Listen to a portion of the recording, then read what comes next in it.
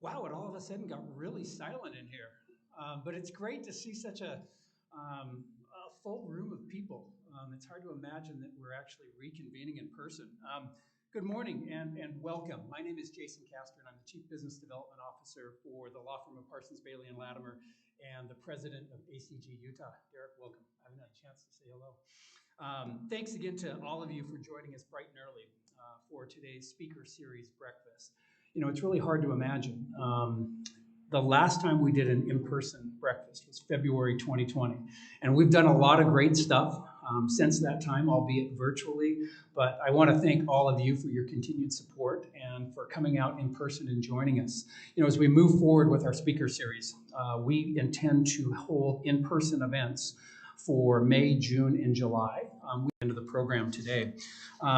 For a lot of you, as I was speaking to you this morning, a number of people are here for the first time. So I'd like to welcome you and just give you a little bit of background on ACG. ACG stands for Association for Corporate Growth. And our objective is to bring together capital providers, intermediaries, lenders, advisors, business executives or C-suite executives and business owners to facilitate deal flow and to help Utah businesses grow here, to grow and succeed here. As a reminder, as I mentioned just a moment ago, our speaker series breakfast takes place on the second Tuesday of every month. And again, we'll continue that May, June, July. And I can assure you that our board and our committees are committed to providing all of you with an uncommon experience, as our theme suggests this year, as well as bringing people together to create meaningful relationships and good experiences. You know, as we've, throughout this calendar year dating back to October 21, we've been really fortunate to have a lot to hear from a lot of founders and CEOs and business leaders. Dating back to October, we started our speaker series with Carl Sung from Lucid. We had Sam Maloof from Maloof, Davis Smith from Cotopaxi, Jeremy Pope from KNS International, and Morten Steen Jorgensen from ReadyWise. And today's speaker is yet another great addition to our lineup. So with that, I'll turn your attention to the agenda that you all have. I'm going to go through that just really quickly today. But I'd like to jump into the heart of our program, and again by extending a special thanks to our keynote speaker, Derek Porter, CEO of Beauty Industry Group. Derek, thanks a lot for being with us this morning. We're all, it's been fun to watch BIG grow and scale over the years, and we're excited to hear your presentation today. So thanks for being with us. Before I turn the time over to Derek, I'd like to take a quick moment to cover just a few chapter items. First, I'd like to recognize our new and renewing members. Our newest member is Tyler Mathis from Hillcrest Bank. Tyler, are you here? I didn't see you. Oh, there you are. Tyler, welcome. Thanks for being here. And renewing members include my colleagues from Parsons, Bailey, and Latimer, George Flint and Shane Hanna, Matthew Bartholomew from BDO, ACG board member and constant troublemaker Tara Haskins from Schematic, sitting here to my right. Grant Calder, Keystone National Group, Christian Chidester, Capital Premium Financing, Lad Johnson from Edinger Associates, Tom Taylor from Denton's, Durham, Jones, and Pinniger, and Tommy Lee Tilley from Executives International.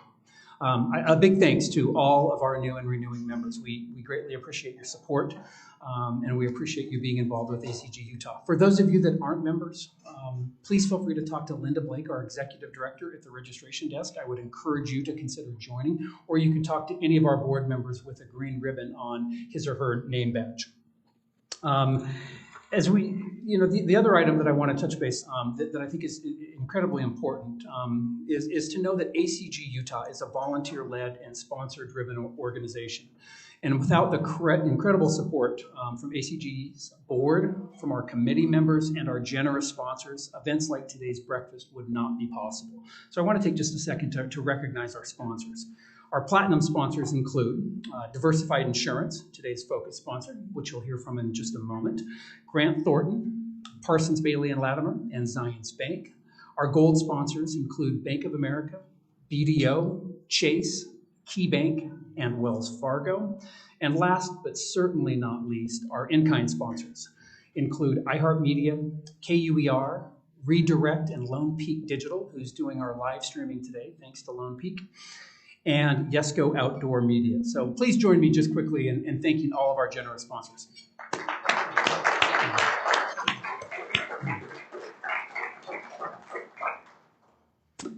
And finally, I'd like to recognize and thank today's focus sponsor, Diversified Insurance Group. One of our speaker series benefits is to spotlight each of our sponsoring organizations throughout our program year. Obviously, for those of you that have been involved with ACG, you'll know Diversified Insurance Group. They've been a long-term partner of ACG Utah, and we are certainly grateful for its continued support. So, Spence, big thanks to you and your team for all that you do for ACG Utah. And with that, I'd like to welcome in Regan Guth, Senior Vice President of Diversified Insurance Group and ACG board member, who will provide an overview of DIG and welcome in BIG. So you got to dig big today. So Regan, I'll turn the time to you. Thanks. Thanks, Jason. I like what you did there. Dig big. Dig big. Yeah, that's great. So the last thing I think anybody wants to do on a Tuesday morning is sit here and listen to somebody speak about insurance and what we do as a firm. But I'm like a bad penny that keeps turning up. I've been around with ACG since about 2007. So it's really exciting to see. It was heartbreaking to see everything kind of come to a screeching halt last year. I'm very excited that we're back in person, and thank you all for being here today. Just a little bit about Diversified. We've been a sponsor since 2009. So by my count, that's 3 decades, if we can call it that, right? Anyway, bad math, bad joke. But for those of you that don't know Diversified, we focus on insuring Utah's deal community. And that's everything from early stage startups to the largest high growth businesses in the state, largest revenue businesses in the state.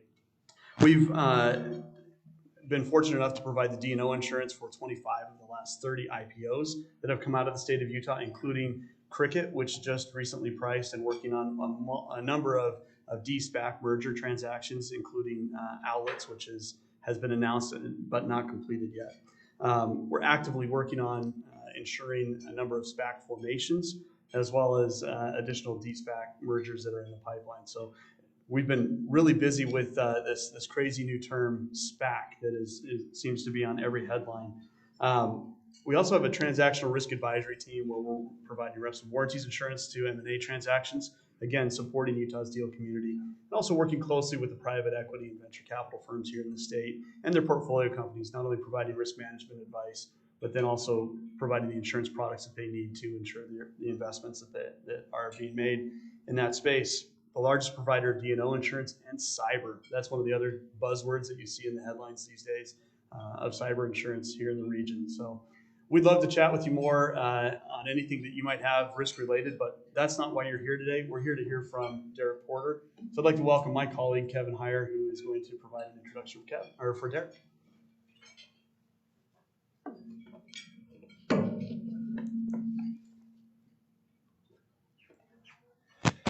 Thanks, Regan. There's a bit of feedback here, so I'll do my best to stay a little bit behind the microphone and not pierce your ears.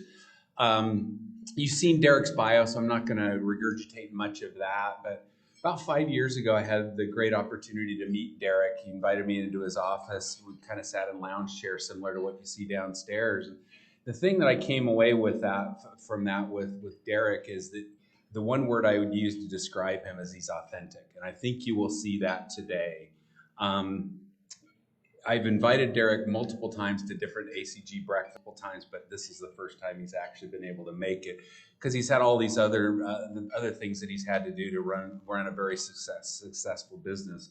BIG, I don't know how many of you have heard of them before, but you're going to learn a lot more about this kind of stealth company that is on the track to become a unicorn. And I'll mention that in just a minute as well. But in 2016, Derek and his team brought on Gage Capital to invest in the company to help with the growth. And then in 2018, turned it around with Huntsman Gay Global Capital to replace Gage as the primary investor, and thrilled them, obviously, with the investment that took place there.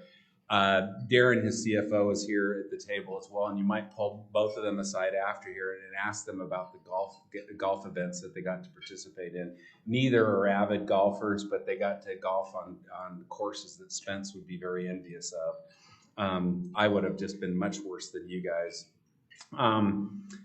But soon after the HGGC investment, Derek and I talked about Glossier. I'd come across some things that this New York cosmetics and skincare company had gotten some recent investment, and they were a unicorn. And typically you'll hear that with the tech companies and not with a beauty care company. But Derek said, that's where we're headed.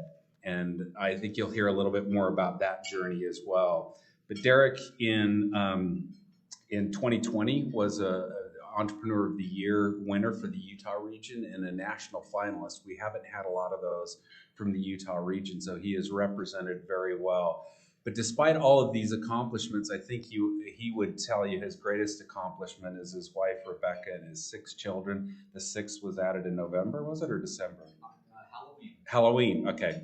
But in fact, we'd asked him to come in November, but he gracefully declined so that he could be at home to help take care of the children. But with that, Derek, we look forward to your comments. Great. Thank you.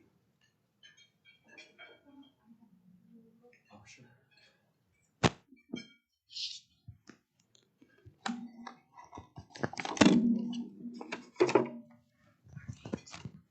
And if you want to stick this in your front or back pocket, whatever is comfortable for you.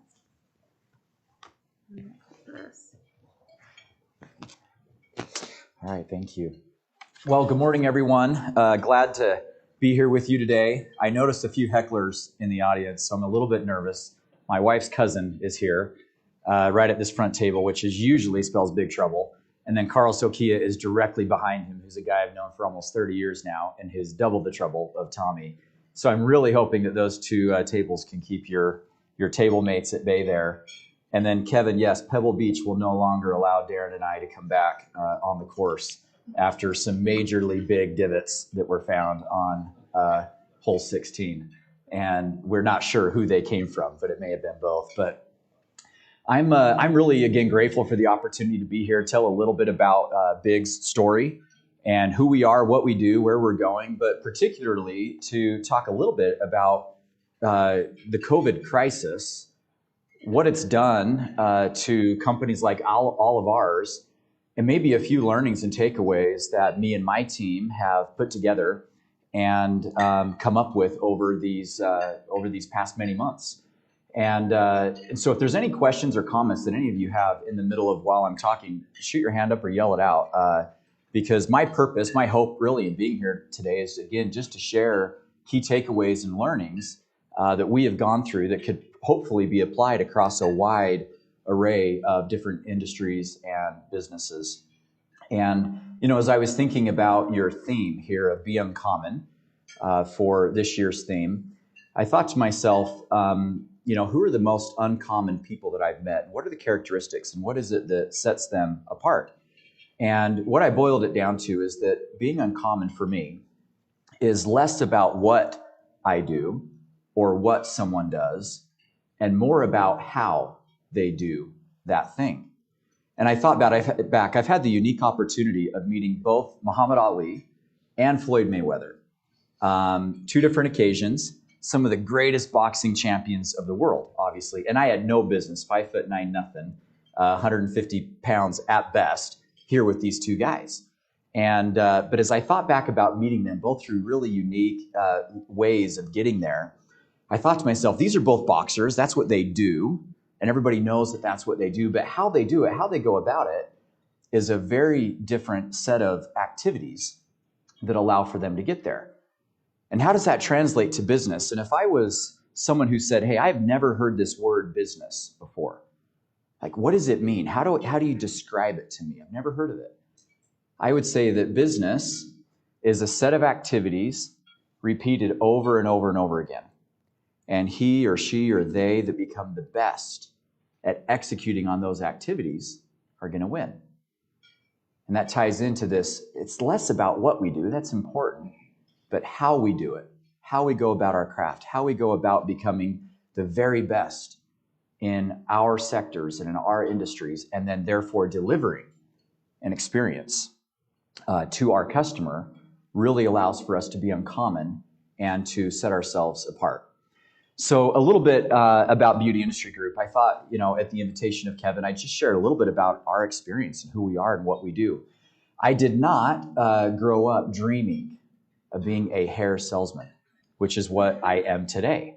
And it never crossed my mind when I was in junior high or high school or even my early 20s.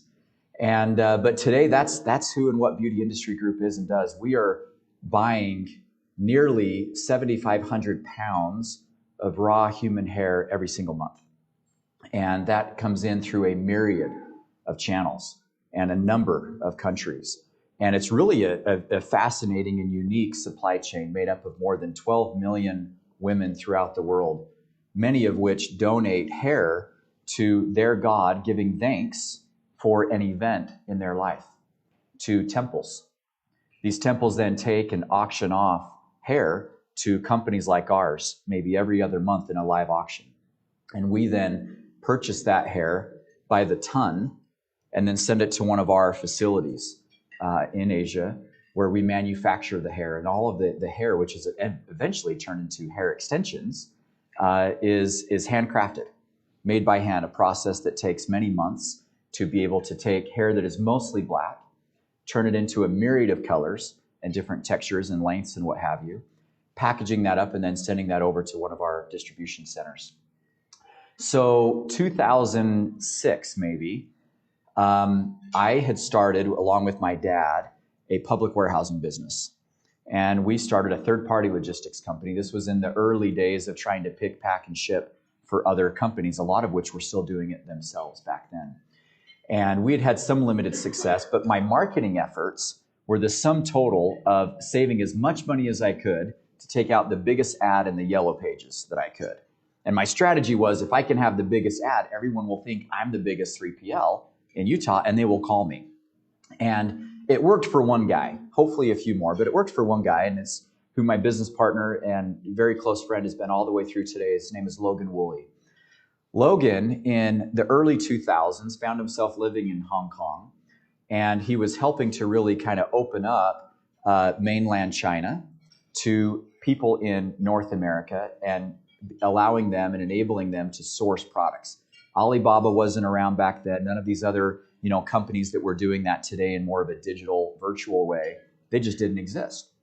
So somebody came to him and said, hey, could you source hair extensions? And he started this little business and did it, and then brought that to me at my third-party logistics business and said, would you be willing to warehouse and ship and distribute our hair? And I thought to myself, what does that even mean? I don't think I knew anybody that wore hair extensions. I literally didn't know what a hair extension was. But as we entered into an agreement together to do that, and I began to watch this business, I thought, wow, this business has some really unique set of characteristics that would enable it to really, grow and scale and build. And so after a couple of months of our, visiting together and talking together, I went to him one day and I said, Logan, I think if you did this, this, and this just a little bit differently, you may find that you really are at an opportunity where you can build and grow this. And one conversation led to another. He was kind enough to let me come on as a small equity partner with him. And on January 2nd, 2007, we jumped in with both feet. My mother-in-law was mad at me for a year and a half or so, thinking, what did you do? You gave up this nice career trajectory to go and sell hair. And there is no way, Derek, that this is going to last more than a year. And I probably largely agreed with her, by the way.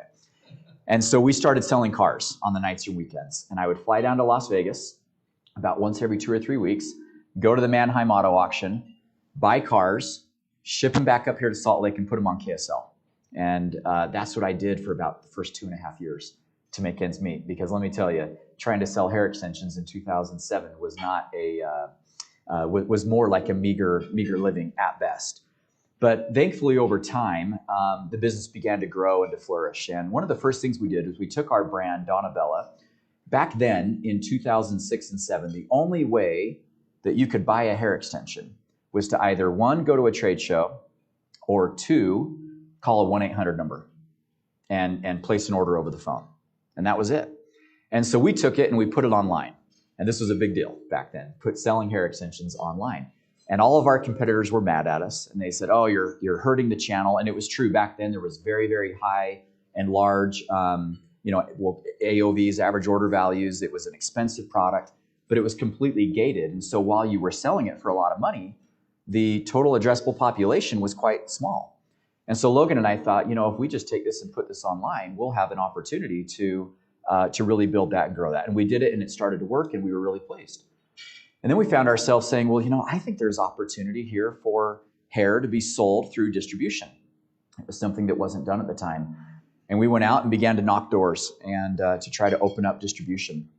We quickly learned that the distributors didn't want to sell our product because it was sold online, and they felt it was competing. And so we started another brand, and that brand is called Babe Hair. And Babe today is sold through distributors all across North America and has the largest market share with distribution out there. And that started a trajectory of what eventually came to be known here within BIG as our multi-channel, multi-brand strategy. And so rather than trying to be omni-channel, which was kind of the buzzword of the day and still is in a way, we thought we'd rather try and take and align our brands with certain consumers in the population that buy for a certain reason through a certain channel. And the theory was, would that work? Or would there just be, major cannibalization? Well, after a lot of testing and after a lot of watching through this and developing this and taking a little bit of risk, we learned that this multi-channel, multi-brand strategy really did work. And I give thanks to this really to the late and great Clayton Christensen. When you think about a lot of his teachings on jobs to be done, we asked ourselves, what's the job to be done with a hair extension? Why would someone hire a hair extension? What is it that they are looking to accomplish? And we learned that it actually had less to do with maybe color of hair or length or volume, and more to do with transformation and experience and confidence building. So we took that set of data and criteria and then laid it over where are all of the various places that someone could buy hair from? And then we learned that there was a multitude of reasons, and they tended to stick within certain channels. And therefore today, as you just fast forward to the end, Beauty Industry Group now, through a series of acquisitions and organic growth startup brands, is a holding company that owns and manages 11 different brands throughout the world, all being sold through similar and different channels to the naked eye, what would be the same customer. But no more than 2% of our customers shop at any one of our 11 brands that we have. And so this multi-channel, multi-brand strategy, while not necessarily checking all of the boxes on synergies, has really allowed for us to go and to finely tune and tailor a custom experience for the customer that's buying through a certain channel, and hopefully more perfectly being able to solve any problems that they have or their job to be done. So as we continue to build this throughout the years, we started a lot of other businesses along the way because, again, we were certain that hair wouldn't work. We had the cars. We imported dog bowls from China for Dollar General. We had a glove company. We had scooters back when gas was $4 a gallon. We were bringing those in by the container and selling them. We even did pictures of Jesus. And we could take your kid and hand paint with these Chinese artists, your kids in with a picture of Jesus. And it worked really well, but the distribution on that was really tough. Well, one by one, these kind of fell off. We divested or sold some of these little businesses that we had, and we realized that actually, suddenly, hair extensions had turned from something that we thought was just a fad into a trend. And then it eventually turned from a trend into a full-blown category. One day, a man many of you may know, his name's Gary Crittenden, through some miraculous luck on my side, ended up in my office sitting on my couch, and he said, Derek, Gary had served as, just recently retired as the CFO of Citigroup. And prior to that, he was the CFO of American Express. So he's sitting on my couch and he says, Derek, if you were going to fail, you would have failed by now. You've gone through this testing phase long enough. We had bootstrapped this thing. We were in a building that nobody had any right working in. We would issue like bulletproof vests as you came in and out to visit because it was such a sketchy part of town. Truly, I remember one time, Lucy, we walked out and there's a guy in the middle of stealing her catalytic converter right in front of our building. And all sorts of great stories like that with where we were. And he said, Derek, if you were going to fail, you would have failed by now. Let me teach you a little bit about growth via acquisition. You've spent a lot of time seeking and striving to grow organically, but let me teach you about growth via acquisition. So he sat me down and he talked through with me, the magic, if you will, of how this all works and what it looks like. And that ingrained in my mind this desire to go out and try to buy one of my competitors. So I picked my largest competitor in North America, and we ended up being at a trade show together in Sao Paulo, Brazil. And I had an opportunity to meet this guy, and I pitched him. And he kind of laughed at me. He's a big 6'4", 250-pound guy, played basketball at Duke. And I think he's just like, I don't know what this Derek Porter guy from Utah is talking about, but this is not going to work. But we stayed at it. And over a period of about 5 years or so, he and I became pretty good friends. And one day he caved. And he said, okay, I'm in. I see this strategy.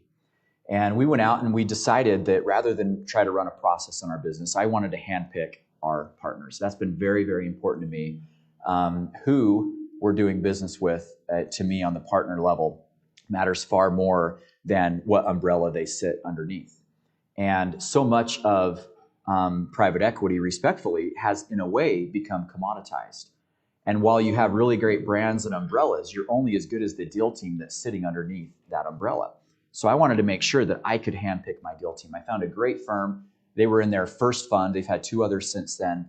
A really small little fund. It was, a flagship fund at this firm called Gage Capital down in Dallas, Texas. And Gage took a swing on a hair extension business. I am not aware, and I'm certain actually, that no private equity group had ever invested into a business like ours prior to this time. And they came in, and they really helped me professionalize the business. The first thing we did was got a real CFO, because I was doing it on QuickBooks still at the time, which shouldn't be allowed. It would have never passed. I saw Reed here somewhere from Tanner. It would have never passed Tanner's audit. Am I right? The way I was doing it back then, I'm sure. So we went out. Thank you for the recommendation there. We went out and we found Darren Jacobs, who's here with us today. And Darren came from GE Healthcare, had a great history of starting an audit, which if anybody can make it through audit, you deserve to have accolades and awards, because that is hard work and around the clock work. And Darren was our very first professional hire, and he's been with us ever since. We then went out and we built a fantastic team together, put together a great board. Gary ultimately ended up sitting on our board, CEO of Paul Mitchell, which was $1 billion hair care business. Recently retired CEO of Sally Beauty came on the board, and we were really able to put together kind of an A-team. And what Gage Capital said was, you've gained some experience in running this business, and you've done a good job, but let's make sure that we build a team around you. And it's time for you to try to go out and really build and scale. And so we did it. We made our first acquisition down in Miami, Florida. It's been about 5 years ago since. And then we made 3 or 4 other acquisitions along the way and continue to grow. 2 years later, we realized that we had met all of our financial objectives that we had set, which was something that we did and I felt was important with our partners, was to sit down ahead of time and say, what do you expect out of me? Serving as the CEO for you, what do you want from me? What does winning look like? And then I'd say, write it down, yep, got it. And then share back. Can I just share 1 or 2 things that I expect from you as my financial partner? Okay, now let's predefine what success looks like. Let's predefine what winning looks like. We wrote that down. Well, 2 years later, we had doubled the size of the business. What took 9 years to build up to a certain level now had doubled in just about 2 years. We hired a bank, Piper Jaffray, back then was their name, Piper Sandler today. We went to market. We received 17 inbound offers. They were great. It was humbling. And right at the 11th hour, we went with HCGC, which wasn't even in the process. And I had met Steve Young. I had met a few others from that group. And I thought, I think that these guys have some similar values and objectives that would allow for me to hopefully continue to scale and grow and build. And my worry back then was, and still today, is can I scale faster than my business is scaling? Which is an important question for an entrepreneur. Can I scale faster than the business is scaling? And so HCGC came in, and within 2.5 weeks, we did the entire round of diligence. We got on a plane in San Francisco, went to the Middle East, went all over Asia, ended back up in Texas, and then back here in Salt Lake. Literally flew around the globe in 2 weeks and did all of the legal work, and we closed 2.5 weeks later. And they've been a fantastic partner with us ever since. And again, have helped us now more than double our business in the last 2 years since we've been with them. Today we've got offices headquartered here in Salt Lake City. I sit on the board of the World Trade Center Utah and am the chair of of the Global Business Services Committee. I'm a big fan and a big believer in Utah and business and what it's doing and the way that we are really set up to succeed and to achieve here. And so we have maintained and will always have our headquarters be right here in Salt Lake City. We've also got offices in Miami, in San Diego, in New York City, Toronto. We've recently made acquisitions within the last 2 years in Germany and in England. We're closing another one internationally here at the end of this month, and then another one after that, probably a month or two later, and then one more after that. We've got 3 under LOI right now.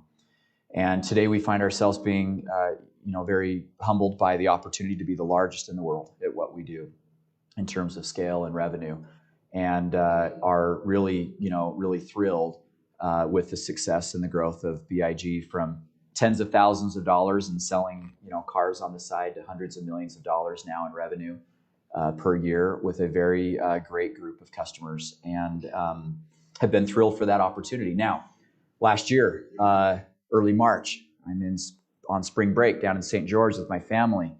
We're going to watch the Jazz game. It gets canceled. And they're in Oklahoma City, right? I think it was Oak City is where it was. And it's canceled. And I thought, oh my gosh, like this COVID thing is real. If the NBA is going to shut down a game, there's 18,000 fans in the stadium. This is the real deal. And Darren and I and our team, we huddled and worked 18-hour days for a couple of weeks, figured out how to cut almost $10 million out of our OPEX because we thought, all the bankers and lenders always ask us, are you guys recession-proof?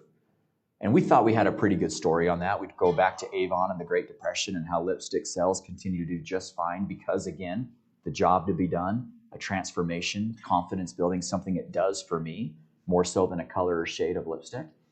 And we had a really nice, package built out on why we were recession-proof. But we had never asked ourselves, are we COVID-proof? Do we have the ability to survive if every salon in the world closes down overnight? If cross-border trade can't happen in Asia, where we have, a dozen plus countries of hair flowing across borders and being made and manufactured and produced and sent here, and then we have distributors around the world. And by the way, we now sell direct-to-consumer in 165 countries. What's going to happen? And that was a nerve-wracking time. Well, what came out of that was something that we put together and have now since called RISE. And as we were formulating this, I thought, this type of thing has actually happened before. And we keep saying this is unprecedented, and it certainly is. And it's been heartbreaking and challenging to watch. I knew the first 2 people that passed away from COVID in the state of Utah, knew them personally. And so it hit home early and real. And so not minimizing or downsizing that, but global supply and demand shocks have happened previously.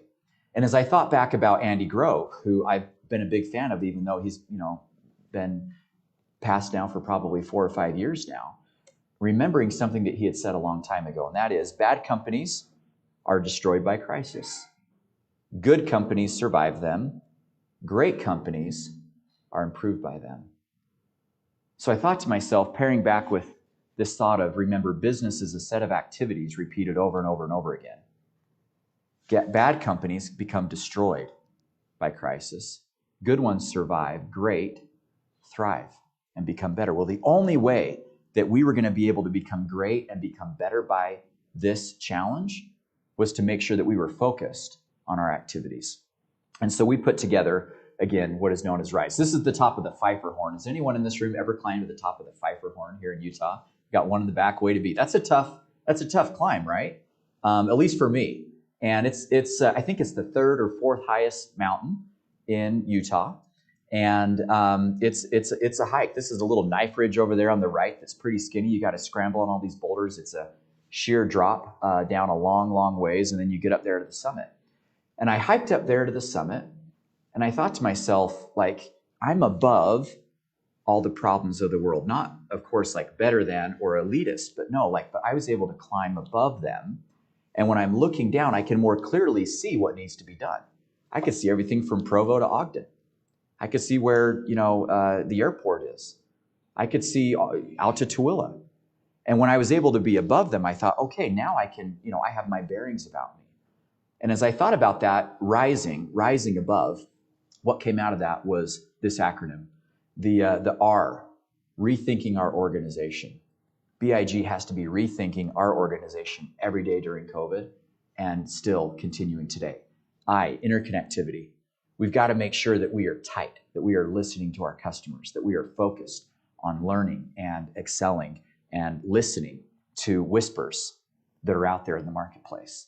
The S for speed, agility, and simplicity. The ability for us to move fast, faster than ever before, to be agile. Now we're open, now we're closed. Now we're open, now we're closed. We're still shut down in Germany. And that's, we're still having to deploy these types of things as business opens and closes. And then the E for the ability, we made up our own word, to evolve and adapt, adaptability. So I thought we'd just walk through these maybe in the next 10 minutes or so here. Are we tracking okay on time, Kevin, with that? And talk a little bit about the learning and what came from this. So as you think about rethinking the organization, now this quote is really, really important to understand here. McKinsey went and interviewed 5,000 CEOs across the country, midstream COVID.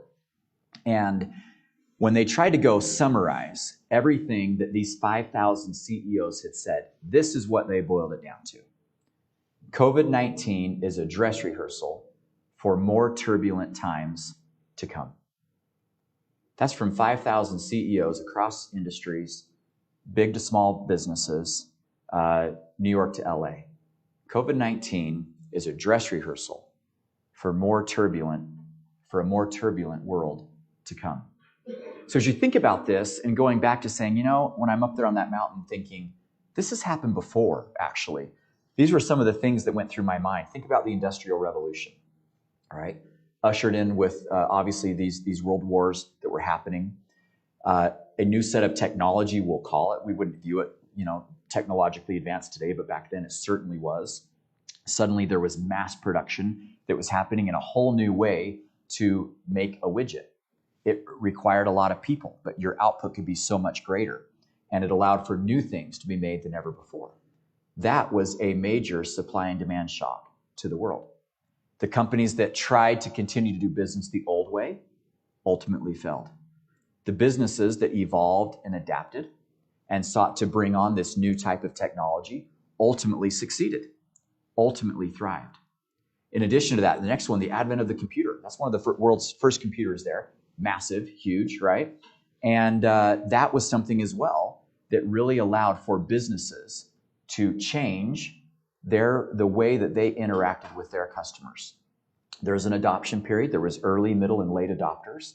But those that harnessed this new technology and this new ability to do business in a way never before done suddenly had opportunity to leapfrog their competitors. And once again, they did. And then the final one that I thought of was social media, right? Here's a picture of Mark Zuckerberg, early days in Harvard, and inventing Facebook. Who would have ever thought that so much of our businesses would have relied so heavily on the ability for social influencers and social media outlets? So the takeaway for us at Big was to say, well, how do we rethink our organization? What do we need to do to here's how we've always done it, and what are we going to change now? Now, by the way, one of the reasons this was so important is just in the period of 3 months, the first 3 months of COVID last year, what happened was, this is the e-commerce penetration right here, going from about 16% up to almost 35% in 3 months. Now, some and the critics would say, well, that'll just come back down and people will go back to their normal ways. But at that time, 75% of US consumers tried a different method to buy their products. Different store, different website, or even a different brand during COVID-19. And then 60% of that 75% said, we expect to integrate this new way into our daily behavior moving forward. So again, as you think about shock to the system, going back, Industrial Revolution, computer, social media, COVID-19, there's been a shock to the system that now is giving us opportunity to do and transact business in a different way. One of the ways that we did this a lot of our brands are about a third of our business, by the way, is in the EU in terms of revenue. And then about a third of each of the 100% of our revenue is tied up between direct to consumer, through distribution, and direct to salon. And our distribution business has, while not always maybe the sexiest business, it has the highest LTV. It's a very sticky customer, and it just churns. It's been a phenomenal business, but it got hit really, really hard again. Because not only did all the salons close, but all the distributor stores closed. And if the distributor stores and salons were closed, that means all of the almost 900 salespeople that we had out in the field selling our product were now furloughed.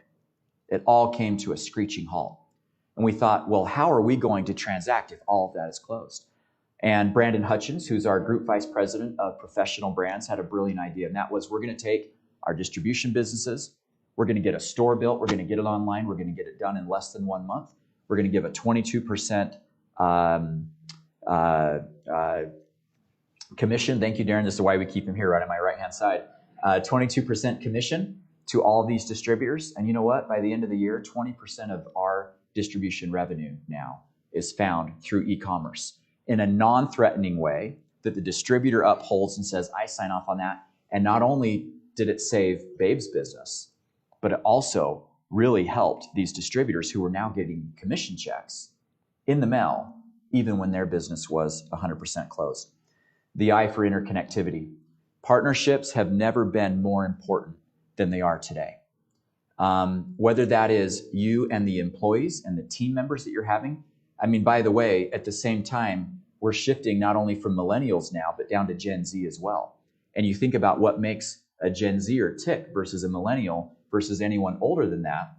And it is a whole different set of needs and purposes that this population has. So the ability to be tight, to make sure that we're solving those problems has never been greater.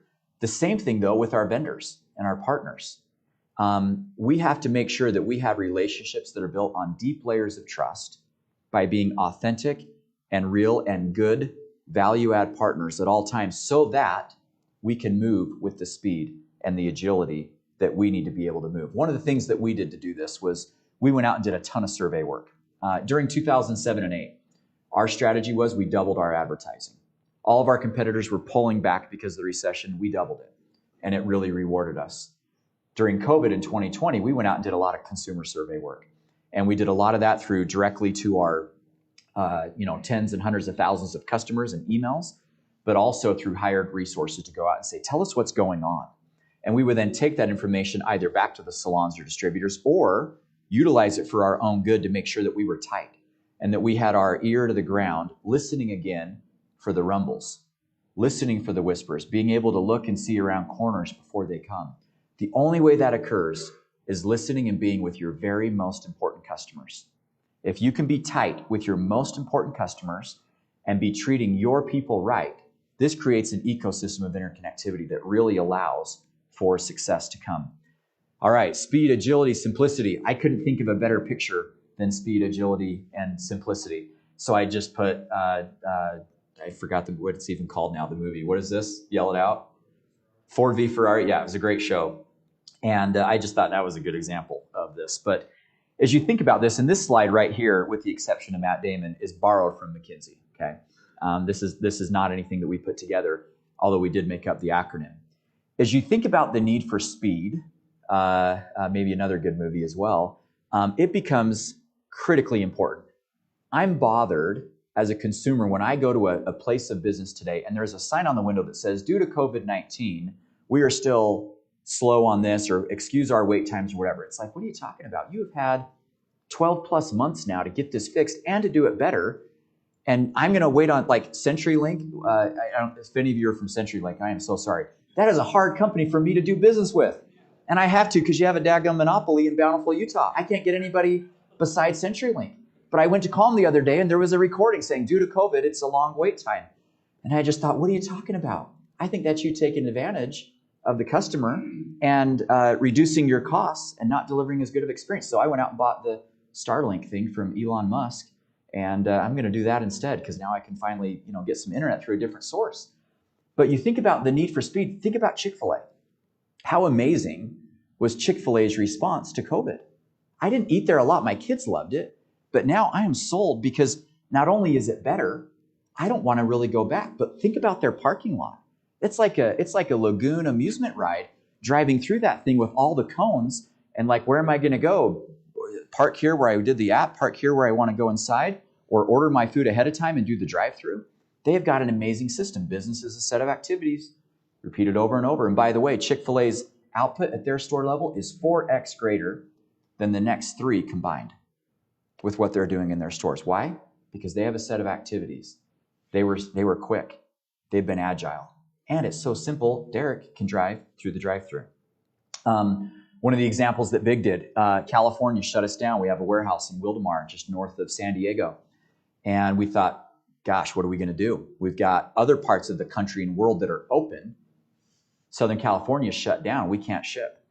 And it was really amazing. But our warehouse and operations team went to San Diego, packed up the entire warehouse in a weekend, drove it up here to Salt Lake on trucks, moved it into our facility, and we were back up and running. I think we started this project on Thursday, and we were up and running by Tuesday. And you think about the ability, that would have taken us 6 months worth of planning and a whole bunch of checkoffs prior to, but it really enabled, and the customer never knew. And being able to have the interconnectivity for all of that had to happen to allow for that to occur really allowed for Big to be safe there. Last one, adaptability, the ability to evolve and adapt. A lot of our businesses today, which, by the way, I just want to ask real quick, how many of your businesses, just by a show of hands, has been materially impacted because of COVID? Materially impacted because of COVID. I'm guessing that's 60% or so. For how many of your businesses, by a raise of higher hands, is business harder to transact and do today? How many is it for you? Is it harder to do? I'd say about half of that group. For the other half, how many of you has it actually become easier, or sales have come faster than you expected because of COVID? About 40% or so. As you think about this, COVID has taken, in a way, to many of our businesses that used to have round wheels on them, and it's put these big square, sludgy cement blocks. But if we're not careful and we're just still running saying, I'm just going to keep doing this. I have one partner that just keeps saying, I'm going to wait until COVID opens back up and then everything's going to be okay. We have to be able to say, no, wait a minute. We're going to pause long enough to understand if the rules of the game have changed here and to make sure that we're putting on the right tires. Your business school case study is a perfect example here of Blockbuster and Netflix, right? This is revenue by year. Blockbuster all along. Oh no, Netflix can never disrupt us. There's never anything that they're going to be able to do. Why? Because people want to come in and see me, and they want to ask me, what movie should I rent this weekend? And I'm going to give them like 3 or 4 different options. That's value. Well, unbeknownst to them, and well beneath the surface is the sleeping giant. And if we fast forward this all the way out a decade later, obviously Netflix has continued to climb. But what happened along the way? At first, it was all about DVDs in the mail. Remember that? Ordering your DVD online and waiting to get it in the mail. That seems so old school now, but that was like revolutionary. I remember checking the mailbox on Tuesdays and Fridays. I got a new DVD, watch 24, right? That's what my wife and I would binge watch and do there with Netflix. Well, today already, by the way, what's the, as you think about what is the strategy of Netflix today? Well, it went away from DVDs, then it went to streaming, and now streaming is important too, but that's become table stakes. It's just what you do. Now what Netflix is focusing on is all about content production, right? And how many amazing and awesome shows do they have on there that are brought about by Netflix? So our ability to adapt is important. One final example of this. Pre-COVID, 24% of our professional customers were acquired via trade shows. We basically went to 15, 20 trade shows a year around the world, and we were out there acquiring professional customers. Every trade show in the world shuts down again overnight. What are we going to do? How are we going to make this work? And thanks to the genius of our team, having nothing to do with me, they went out and said, well, we're going to do digital collaborations. And we're going to do our own trade shows online. And we're going to bring in not celebrity influencers, but, we'll call it micro influencers in a way that are more authentic and that actually speak to the girl next door, more so than just some celebrity, and see what that does. Well, what happens to our engagement rate when we did that? 38%. We never knew that our customer was actually starved for that type of content until we were forced to go out and try it. And then after that, we learned that our CAC to acquire that customer actually fell by 70%. I don't know if we'll ever go back to trade shows or not. I'm not sure. We're going to have to see where that takes us. We probably will in some way, shape, or form. But as I just thought through of what, again, I might share today based on the suggestions and what have you from Kevin, I really wanted to just talk about this RISE concept. I really believe that COVID-19, despite all of the challenges, the late nights, the lost sleep, the worry, everything that has occurred there, that if we use this as an opportunity, just like those events were that we highlighted earlier of the Industrial Revolution and the computer and social media, that we have an opportunity to now get ahead. But it's going to take rethinking our organization in a very different way. It's going to take having relationships that are built not just on transactions, but that are built with true partnerships. It's going to take different behaviors than what we have currently been doing. It's going to take a speed and an agility and yet a simplicity to be able to do this faster and in new ways. Because you know what? We saw things with the federal government that we hadn't necessarily known could happen before. And this isn't a hit or a shot or anything on that. But suddenly we were forced to, in a way, stay in our homes. I mean, my businesses were told you are not allowed to sell your product. Even though you're selling maybe to other parts of the world where it's okay, we are not going to allow you to open your doors. That's something that I never thought of that would happen in the United States of America. Now, I'm not challenging that it's wrong, by the way. When I called Gary Crittenden, he was the first call I made because he had lived through 9/11 in 2001. He was there in the building when it got hit. He had lived through 2007 and 2008 as the CFO of Citigroup. And I said, what do you do? What do I do here? And he said, Derek, it's a principle of shared sacrifice. And so Darren and I, our team, our salaries were cut instantly. Bonuses went away. Then we asked others to do the same. And but we wanted to make sure that we were leading out. First out, last in. The process worked. I believe the same thing is required of citizens also to make sure that we're willing to do what it takes for the need of the greater population. Now, we'll learn some things from it. But my point in bringing all of this up is our ability to make sure that we are agile and flexible. Going back to that quote from the 5,000 CEOs is going to be key and integral to allowing for us to survive in these types of economies and the turbulent world that is not only here now, but that is coming. And it's actually a very great thing for businesses to learn. And then again, finally, this ability to evolve and to adapt. Thank you for letting me come and visit with you today and share some of these thoughts, right, wrong, or indifferent. It's something that's been helpful to us, that's allowed for our business to grow and to prosper. By the way, at the end of the year, every employee that took a pay cut was reimbursed that full pay cut. Anyone that was furloughed was brought back on. We only furloughed people that made less, that made more on unemployment than would have made in the office. That took a lot of engineering to make that happen, but it worked. Everybody got full bonuses for the year, whether they hit their goals or not. And we wanted to make sure that we were, again, this principle of shared sacrifice. It really works. And that's how you build strong relationships too, by the way. So Kevin, I don't know, let's see here. Do you have any time? Do you want to do any Q&A or what do you think here? Who do we go back to? Okay. Great job. Great, thank you. Thank you.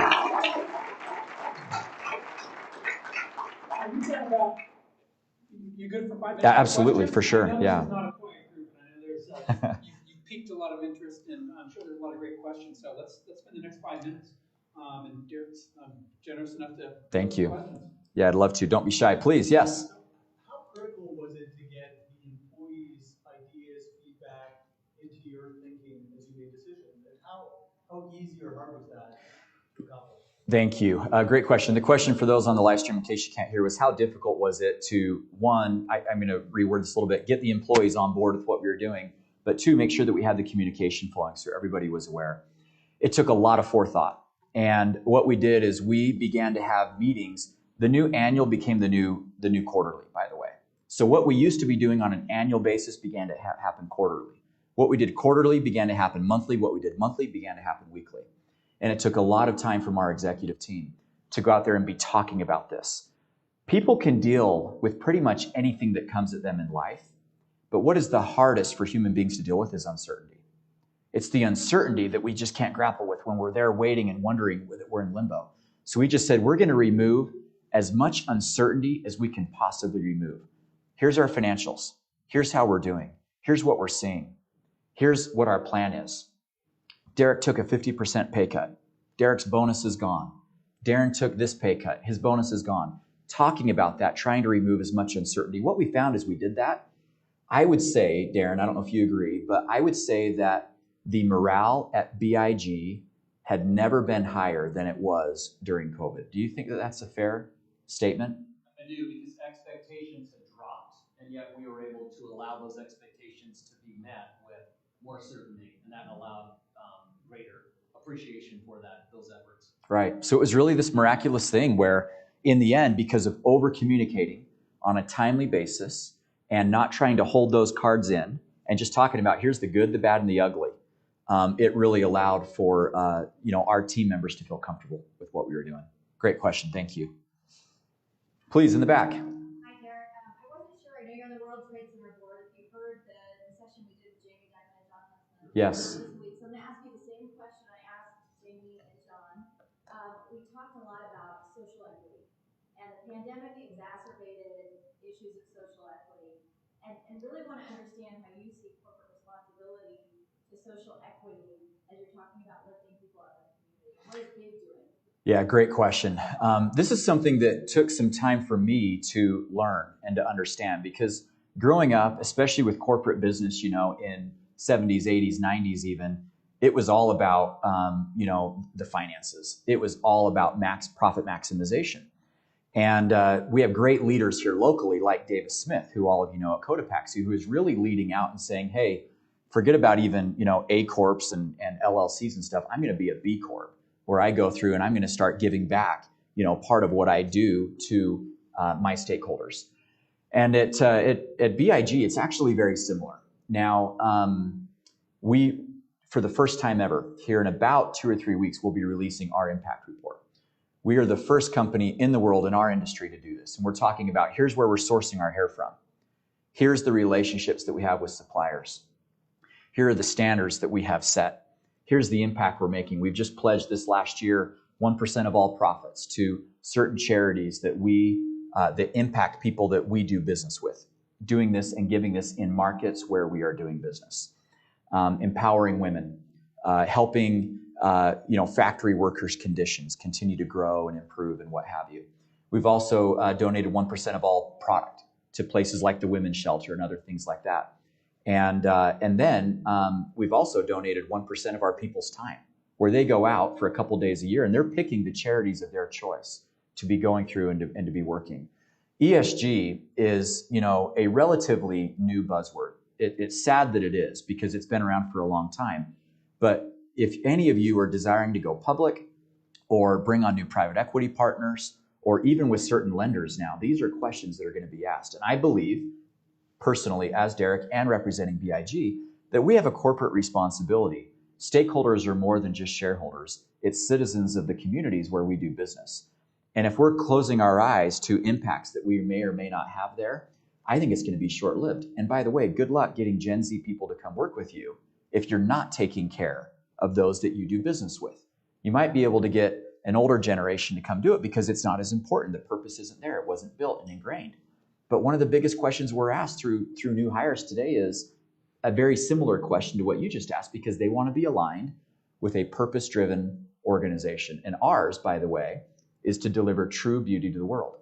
True beauty not being found by your body shape or size or hair color or anything else, but what comes from within. And so how do our products be given to our consumers, allowing for them to build confidence and to go out and to be better citizens of the world? Thank you. You can do one more question.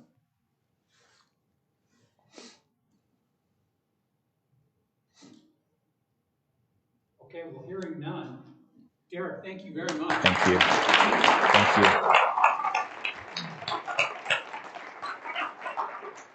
Thanks. Wow, what a way to come back to in person.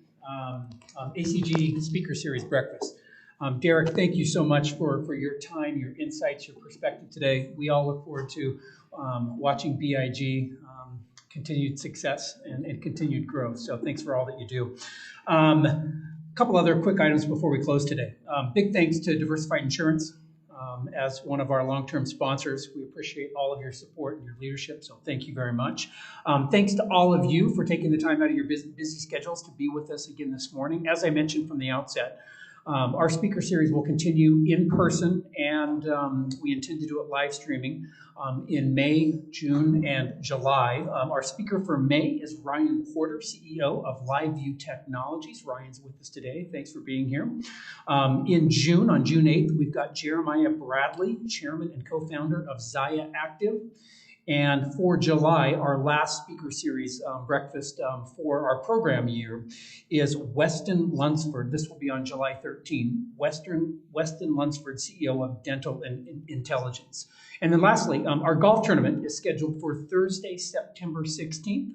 We are accepting whole sponsors and are looking forward to having a really exciting big tournament again this year. So again, to all of you, thanks for joining us this morning. We'll look forward to seeing you in May. And if you drove and need a parking validation, stop by the registration desk and Linda will get you taken care of. Derek, thanks again. We appreciate you being here.